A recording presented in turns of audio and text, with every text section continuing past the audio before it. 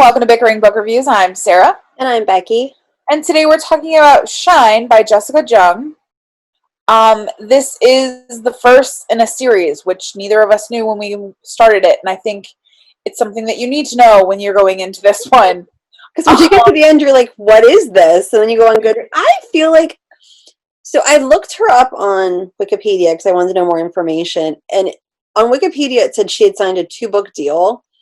But I feel like it wasn't announced. Like originally, because like the publisher is pushing this really, really hard, which I got this off of NetGalley. And I feel like I got it off of Edelweiss. I feel like they never said it was part of a new series. I don't think so. And like I said, they're pushing this.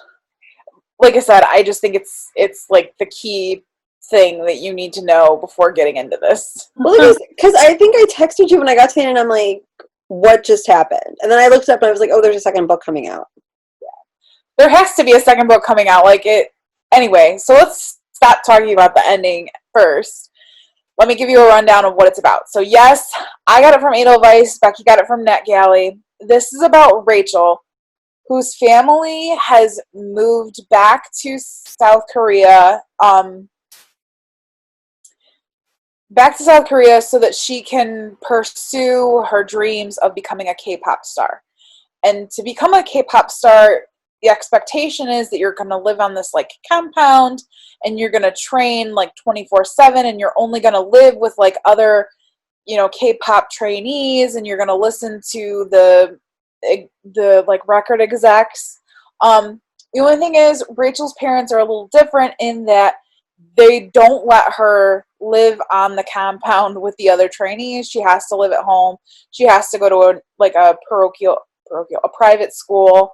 So she kind of has a little bit of the regular life, but that kind of creates problems for her because she's getting special treatment. And then there are certain executives and different people higher up in the organization that really do like her just because she can sing so well and she's such a talent.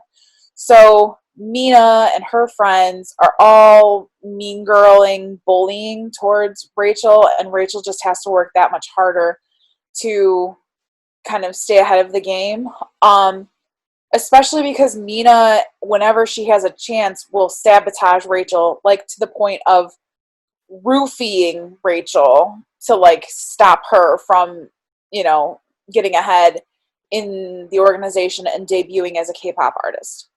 So as Rachel is kind of going through this training session, she meets Jason Lee, who is one from Next Boys, the hot K-pop guy group. She kind of starts having feelings for him. He's totally attracted to her. And it turns out that they actually work really well. They sing really well together. So basically, Rachel's looking for the chance. There's an opportunity that somebody can sing with Jason, and she really wants to try that. However, Mina wants that opportunity too. So it's trying to kind of survive against Mina's sabotaging, but debuting before she gets too old. Right. And that's I don't know a lot about K-pop, which actually I thought that was really interesting. And the author, I believe, is a former, I don't think she still records, K-pop star.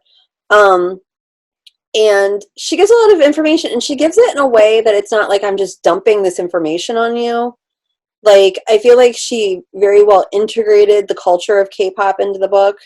So I didn't feel like I was in a lesson. I felt like it was part of the narrative.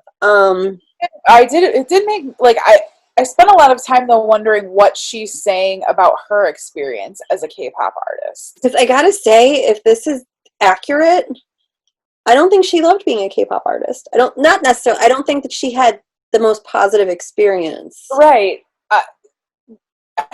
Because it was hard enough for me to get over the fact that somebody roofied somebody else and there was no real consequence for it.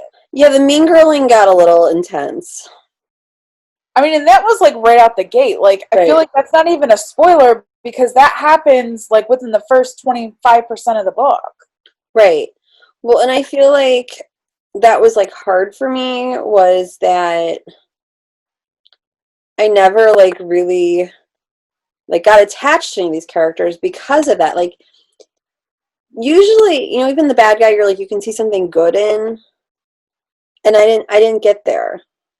I mean, I think there are sparks of it with because like Mina, I just feel bad with because she lives in a toxic family. Like her father is one of the executives who kind of creates this very negative environment, and he does it even more so because she's his daughter. And I think that I did connect with Rachel, and I connected to Rachel through her sister Leah because I thought that relationship was so adorable, and I think those Yeah, were my favorite parts. Like when right. Jason, Leah, and Rachel were all interacting. Like those were really fun, adorable parts. I think my issue with this book really came with Jason in that I don't understand like what I can't I just don't have a good idea of what his personality is. Because like at first he comes off like a cocky jerk, but then he's like super sweet, and then he fluctuates back and forth, but there's no complete kind of motivational understanding of like who he is as a person. Do we like his swagger? Do we not like his swagger? Like what, you know? Well, and there's never like, is he there to support her? Is he gonna betray her? Like, I feel like it changes. Like, Right. and maybe that's all decided in the second book. I thought, But it just needed more.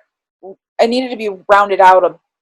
It needed to be rounded out better in this book because I think this book needed to be able to stand on its own, and it can't. It definitely needs the sequel. right. Um, I liked the stuff about, they talked a lot about Korean culture. Like, I thought that was interesting. I thought it was great the way she addressed gender roles within the K-pop world. I Yeah, thought that was so well done and so kind of interestingly integrated as far as you, Jason, can get away with wearing this and doing this and eating this and, having this action or asking for this, but as a female, I can't. well, and it's just stuff as simple as like they make her wear stiletto heels and tight skirts and tiny little shirts, and then he gets away with wearing sweats. And it was just like this level of privilege, and she kind of like was very good at showing this different privilege everywhere. She also talked a lot about how if you upset the executives, you're done. Right. And about like how, and I had read that before. I've seen that before with different K-pop stars about how, Right. but she did it very subtly. Like she didn't. It was, that's the good thing about her writing, was at no point did I feel like it was a lesson. Everything was integrated well into the narrative. And I feel Right. I like mean, it's it her definitely first book. felt realistic. I would think. I don't know. Yeah. I mean, it felt realistic in that even Rachel was learning how to read between the lines. Like when stars would resign or when they like wanted to go off and do other things, like even Rachel would almost have to take a step back to figure out what the truth was. Right. And I liked the part with the mom, and how the mom kind of factored into, because she was really set up as like this character that you don't like, but her motivations were very realistic and very like you understood it and it fit really well. Right. So I like that. Should we rate I, it? yeah, I think we're at the rating part. So our rating scale goes from 5 unicorns down to 2 unicorns. If we don't like it, it doesn't get a horn, it isn't magical, and is therefore a horse. Where are you? I'm at a 3. Like I think it was well established. I think it was well done. There were some things that weren't perfect, but like I said, I think it's her first book, and for a first book, it's pretty well done. See, and the more we talk about it, like I am solidly at a 3 because there were a lot of pieces and parts I think that it addressed that it did realistically and it did well. I think there were some parts that definitely needed better development, which is why it's a 3. Right. But I think that I can give this to a reader and they're gonna eat it up and they're gonna love it. That's the other thing, like particularly like those 13, 14-year-olds, they're gonna dig this. Yeah, I mean, especially with the K-pop angle. But I So don't yeah, think you necessarily need to be a K-pop fan to like this. I think no, there's a no, good I agree. crossover. But I think if you like K-pop, you're already going to be sold. Right. Plus the cover's pretty. The cover is gorgeous, and I love the little like puffy lucky stars that they've got in between the different chapters. Like that was cool. It was. So But that is where we are on Shine, and we'll see you around. Bye. bye.